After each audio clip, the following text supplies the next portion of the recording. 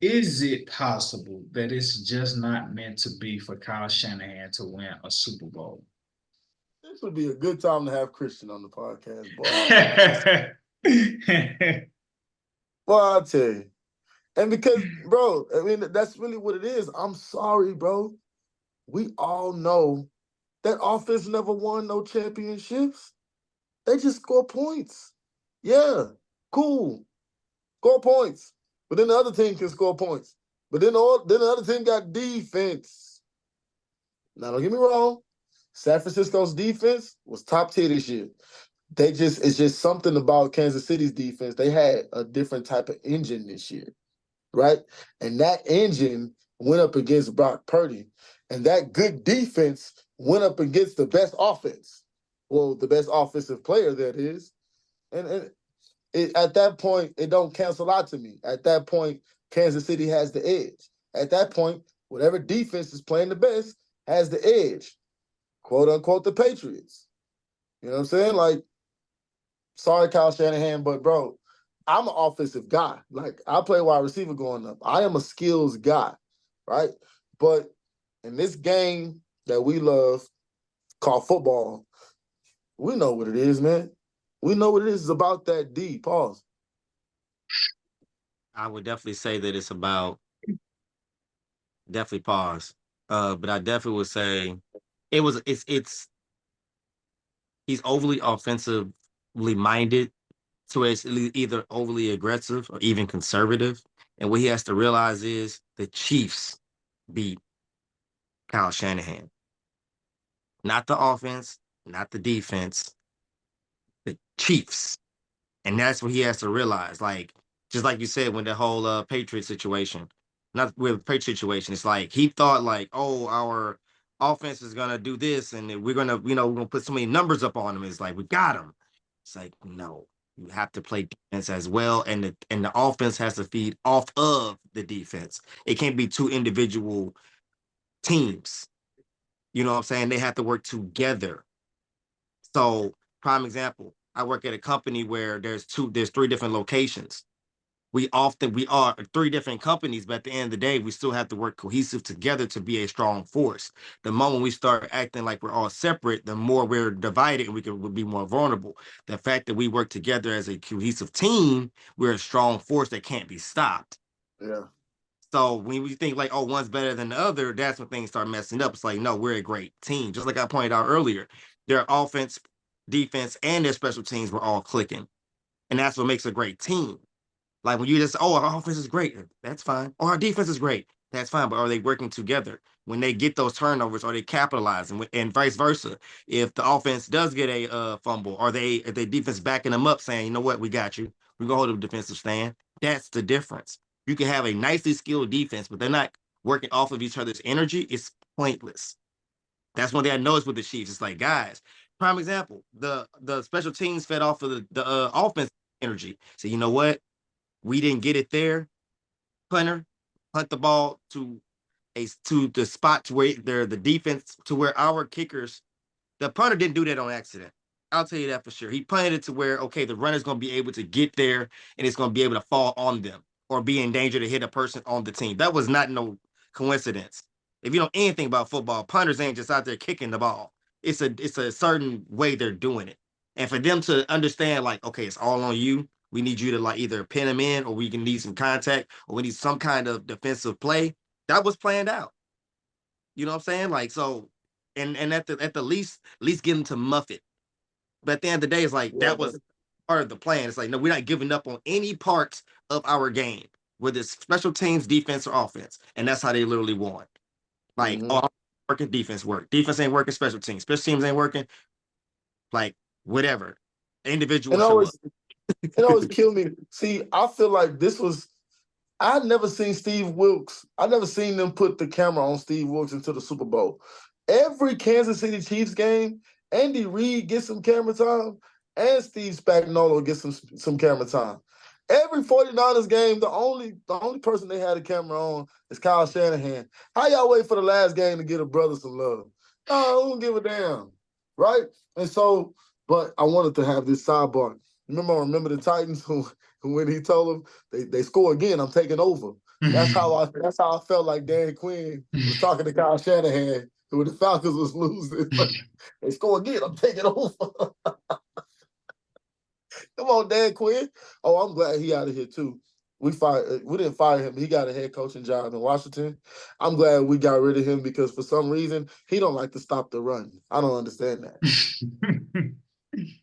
And something as But well, yeah, great teams, you notice that they show the whole entire coaching about the whole entire game.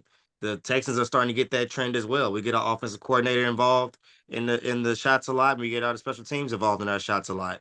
You just don't see D'Amico. You see like the whole team often because of their production. Same thing with the Chiefs. I didn't see nobody else from San Francisco as far as coaching get like pointed out or zoomed in on. That same thing happened with the Patriots. Their coaching staff would get pointed out a lot. It wasn't just Bill Belichick. And that's one thing I've noticed. Like those championship teams and those dynasties, like you're not just pointing out the one head guy. It's like, no, it's a team effort. Like, right. no, that Eric Bieniemy used to get some love. dude, huh?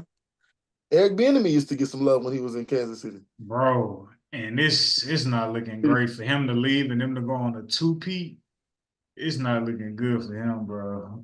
I And wish he would have just stayed because now they really gonna be like, he's oh, the OC. He's the OC in Washington, I believe. he just got let go because they got a new head coach and he got let go. Dan Quinn. Oh yeah, Yeah. I'm yeah. glad. I'm glad. Get Dan Quinn out of here. He killing Michael Parsons' career right now. But yeah, so Christian, it's looking like your boy ain't it, brother. Leave a comment. Leave a comment. Talk to you in the comments. Well, Man, beautiful people. Oh, sorry. Go ahead, brother. I said I think he needs to go back to the drawing board and be an offensive coordinator. Yeah, man. I Yeah. think in the head is a little too much, especially as of late. I feel like he does have great schemes. I just feel like he needs to work a little bit more on that craft to be able to be a better game manager I, and with the spectacular plays. Like you got the great plays, but something about the fact that you keep losing says something that just ain't right. and that's the thing. I feel like Kyle Shanahan has learned all the football and the scheme that he gonna learn throughout the entirety of his life. You think so? Bro, I I do. think what Darnell is saying is essential because if he can learn both sides of the ball as well as he knows offense, I think that's better decision making when it comes to being a head coach. Now, if I he is mean, going to be nah, as keep going. I'm offensive sorry. minded as he is, I mean, as offensive minded as he is, it looked like he don't give a shit about the defense. Excuse my language, but that's how it be looking. What you mean when you say that?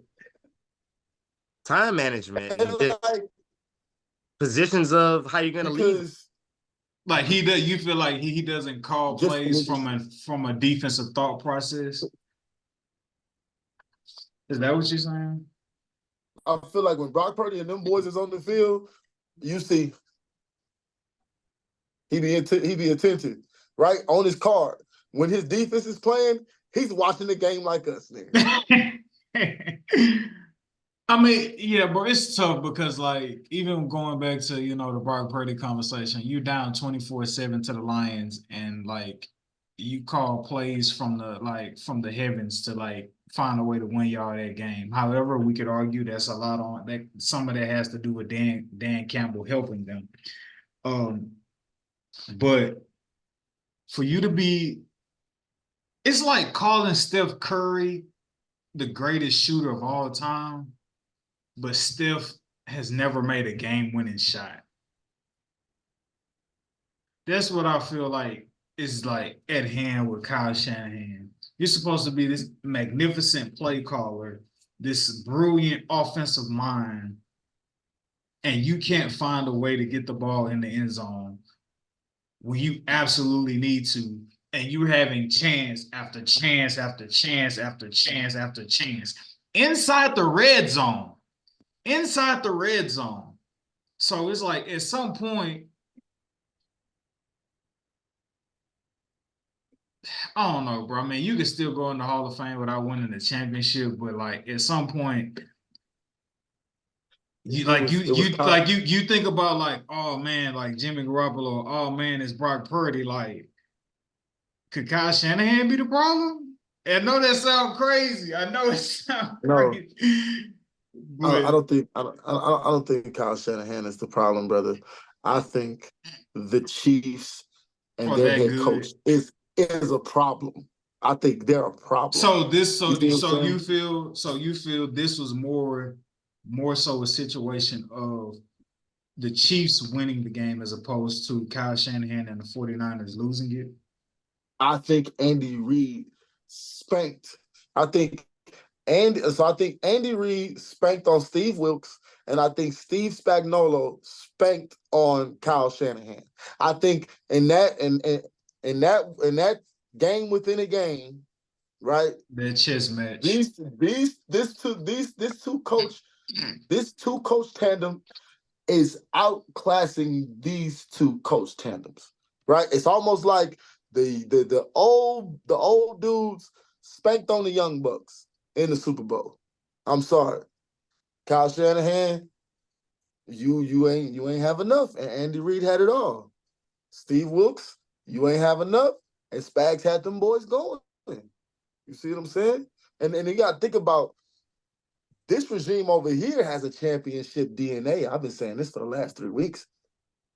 This regime over here don't have no championship DNA. Yeah, they got good football, right? But championship DNA, that's what they went up against for real.